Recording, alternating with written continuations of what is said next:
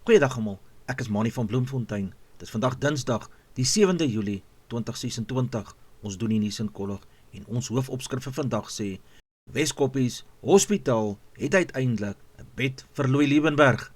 Nog berigte, verskeie nuwe amptenare by binnelandse sake aangestel. Pittoilette is nou iets van die verlede. Soldate by die brug leef in haglike toestande. Paulini na die volgende ronde na haar oorwinning. Rassie kies 'n nuwe span vir Saterdag teen Skotland. Louis Liebenberg het na 'n lang wagtydperk uiteindelik 'n bed by die Weskoppie Psigiatriese Hospitaal gekry, waar hy vir 'n tydperk van 30 dae onder psigiatriese waarneming geplaas sal word.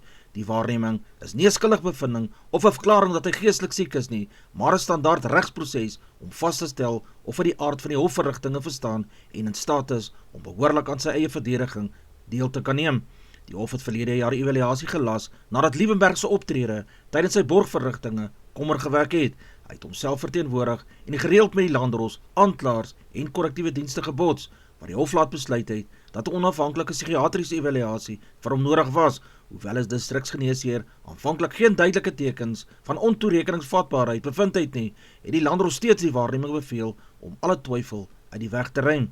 Liebenberg het die beslissing probeer keer deur die Hooggeregshof te nader, maar sy aansoek is van die hand gewys. Die hof het bevind dat die psigiatriese evaluasie in belang van 'n billike strafproses is en dat die landdros binne die bepalinge van die strafproseswet opgetree het. Die voltooiing van die 30 dae lange waarneming is 'n belangrike stap voordat sy bedrog, rampokkery en geldwasery saak verder kan vorder. Sodra die spesialiste hulle verslag aan die hof voorgelê het, sal die hof besluit hoe die strafsaak teen Liebenberg en sy medebeskuldigdes verder hanteer moet word. Die Departement van Binnelandse Sake het aangekondig dat 301 nuwe immigrasiebeamptes aangestel gaan word om in grensbeheer en immigrasiehandhawing reg oor Suid-Afrika te versterk. Met hierdie aanstellings neem die aantal eerste linie immigrasiebeamptes toe van 868 na 1169, wat die departement se handhawingsvermoë met sowat 35% verhoog. Volgens die departement vorm hierdie aanstellings deel van 'n breër strategie om Suid-Afrika se immigrasiestelsel veiliger, doeltreffender en meer tegnologies gedrewe te maak. Die nuwe beamptes sal by grensposte, lughawens en in die binneland ontplooi word om onwettige immigrasie hok te slaan, dokumente te verifieer en op te tree teen mense wat die land se immigrasiewette oortree het. Die regering meen die groter personeelkorps sal help om grensveiligheid te verbeter, die verwerking van immigrasiesake te versnel en die departement beter toe te rus om misdaad soos mensehandel, dokumentbedrog en onwettige grensoorsteekings te bekamp. Die minister van basiese onderwys, Sifiwe Garube, het aangekondig dat die agterstand van onveilige pittoilette wat tydens die 2018 SAFE audit geïdentifiseer is, nou volledig uitgewis is. Altesaam 3372 skole wat destyds op die lys was, beskik oor veilige en toepaslike sanitasiegeriewe. Die minister het egter beklemtoon dat dit nie beteken dat alle pittoilette in Suid-Afrika is nou weg nie. Die mylpaal verwys slegs na die skole wat in 2018 audit geïdentifiseer is. Sedertdien het nuwe sanitasieprobleme by sommige skole ontstaan, terwyl ander skole moontlik nie destyds deel van hierdie audit was nie. Provinsiale onderwysdepartemente is daarom versoek om enige oorblywende probleme dringend op te spoor en ook sodoende reg te stel. Meer as 3 miljoen leerders en ongeveer 48.000 onderwysers sal volgens die departement van basiese onderwys nou voordeel trek uit veiliger en meerwaardige sanitasiegeriewe. Die projek is van stapel gestuur na verskeie tragiese voorvalle nadat hulle vervalle pittoilette geval het. Die regering sê die fokus verskuif nou na die instandhouding van die nuwe geriewe en die uitskakeling van enige oorblywende sanitasie uitdagings by skole. Suid-Afrikaanse soldate wat onlangs uit die Demokratiese Republiek van die Kongo teruggekeer het, sê hulle word steeds onder moeilike omstandighede by die Brug mobiliseringsentrum buite Bloemfontein in kwarantyne aangehou. Volgens verskeie soldate slaap hulle in tente met dun matrasse. Sommige tente lek weer wanneer dit reën en die ysige Vrystaatse winter maak die omstandighede nog moeiliker vir hulle. Hulle beweer ook dat daar onvoldoende verwarming en beperkte geriewe is wat groot ontevredenheid veroorsaak. Die soldate is in kwarantyne geplaas as 'n voorsorgmaatreël nadat hulle die DRK teruggekeer het, waar hulle deel was van die Suid-Afrikaanse Vredesmag. Die doel is om hulle vir moontlike aansteeklike siektes, insluitend Ebola, te monitor voordat hulle na onderskeie eenhede of hulle families kan terugkeer. Hoewel die soldate die noodsaaklikheid van die gesondheidsprotokol verstaan, voer hulle aan dat die verblyf en leefomstandighede nie aanvaarbaar vir hulle is nie. Vanaf 1 Julie 2026 is dit verpligting vir alle reisigers wat Suid-Afrika binnekom of verlaat om 'n aanlyn reisigersverklaring, oftewel 'n Traveller Declaration, by die Suid-Afrikaanse Inkomstediens in te dien voordat hulle reis. Die nuwe stelsel vervang grotendeels die papierverklaringe en is daarop gemik om douanepersoneel te versnel, grensbeheer te verbeter en te verseker dat goedere en kontant korrek verklaar word.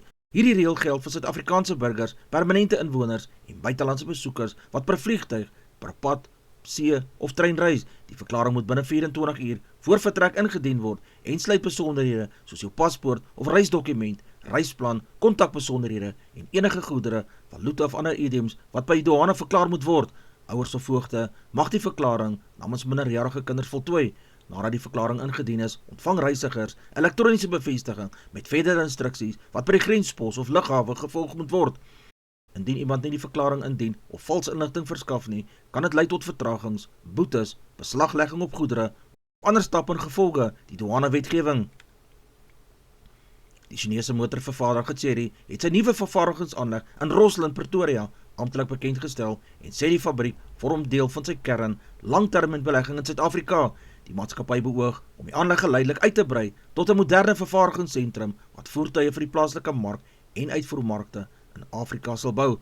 Volgens Chery is die langtermyn doelwit om meer as 100,000 voertuie per jaar in Suid-Afrika te verkoop, terwyl die Rosslyn aanleg mettertyd sy produksievermoë sal uitbrei. Aanvanklik sal produksie die middel 2027 begin met sowat 15,000 voertuie wat gedurende die eerste opboufase vervaardig sal word.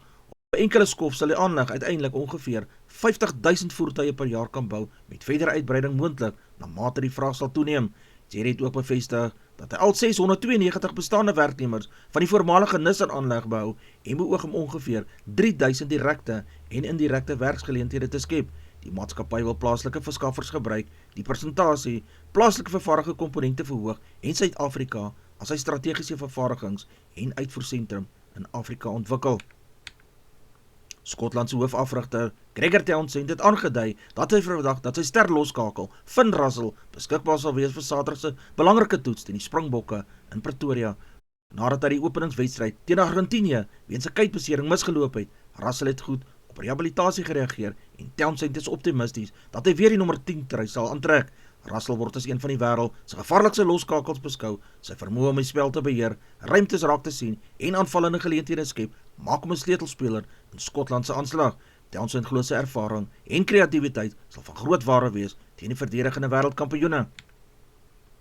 Nog 'n groot verrassing het die 4de ronde van Wimbledon opgelewer toe die Italiaanse Jasmine Paolini hard moes werk om die opkomende ster van Filippyne, Alexandra Ayala, met 6-4, 4-6 en 6-3 te klop en sodoende 'n plek in die kwart eindronde te bespreek. Ayala, wat reeds die verdedigende kampioen uitgeskakel het en een van die groot verrassings van hierdie toernooi was, het Paolini behoorlik laat sweet. Nadat Paolini die eerste stel gewen het, het Ayala sterk teruggeveg om die tweede stel in te palm en die wedstryd na beslissende derde stel af te neem.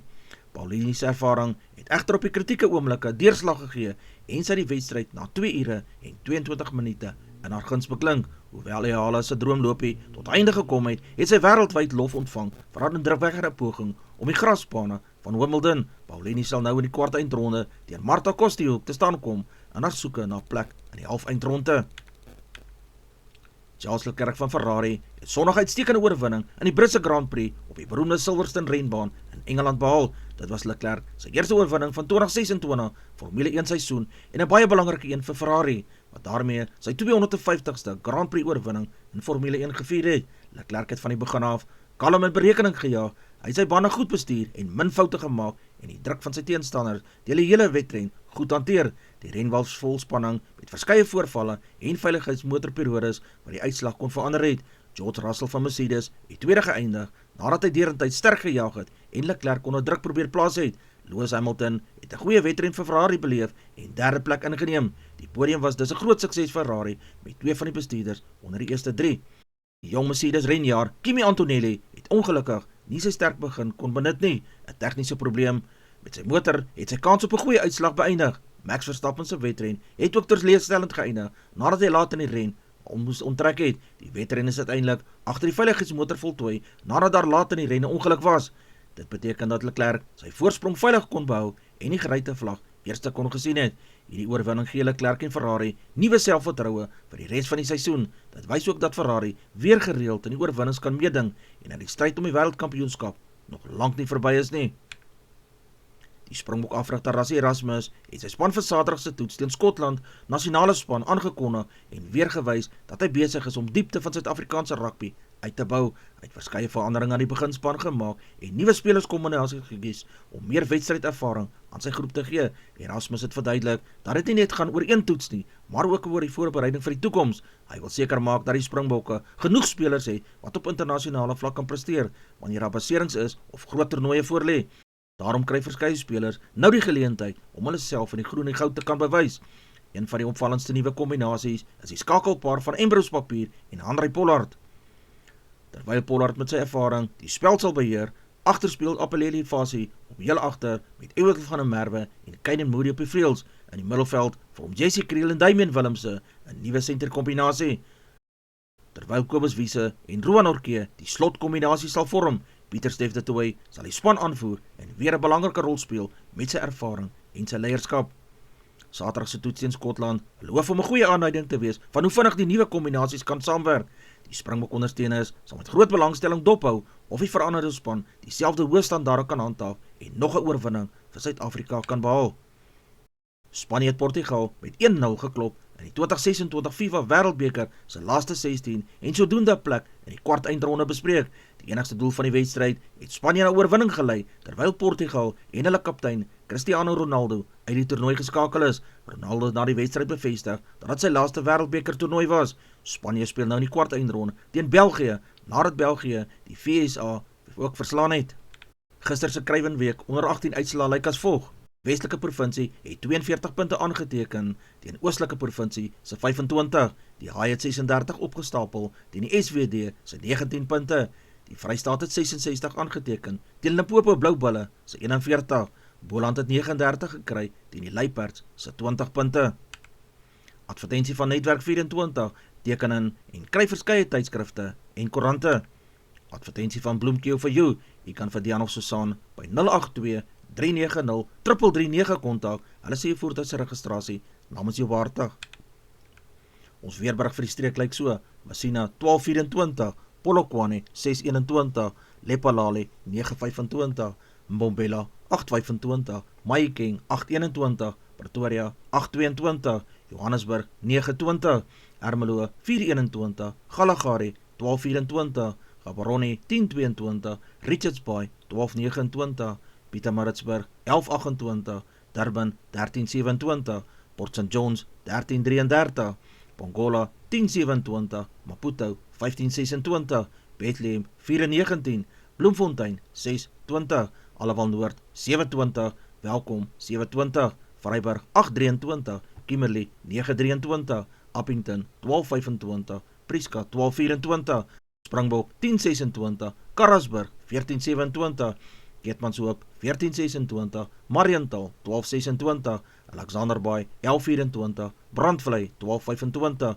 Loederitsbaai 1932, Vredendal 925, Kaapstad 1319, Sutherland 717, George 1121, Jeffreys Bay 1221, Geberra 1121, Grafreinet 1124, Kapogalas 1019, De Aar 921, Montino 717, Beaufort Wes 1223, Oos-London 1223, Mabelane 1428. Ons verkorte weerberig vir vandag: die Wes-Kaap koud tot koel met gedeeltelike wolke en enkele buie aan die suidkus. Die Noord-Kaap sonnig en koud in die oggend, later matig tot aangename toestande. Die Oos-Kaap koel met gedeeltelike wolke en geïsoleerde buie langs die kus. Die Vrystaat koue begin, daarna sonnig en koel tot matig. KwaZulu-Natal gedeeltelik bewolk en koel met enkele kusbuie. Die Noordwes-provinsie sonnig en koel, later sal dit aangenaam word. Gauteng koue oggend met sonnige en aangename middagtoestande. Mpumalanga provinsie gedeeltelik bewolk en koel met 'n geringe kans op ligte buie in die ooste.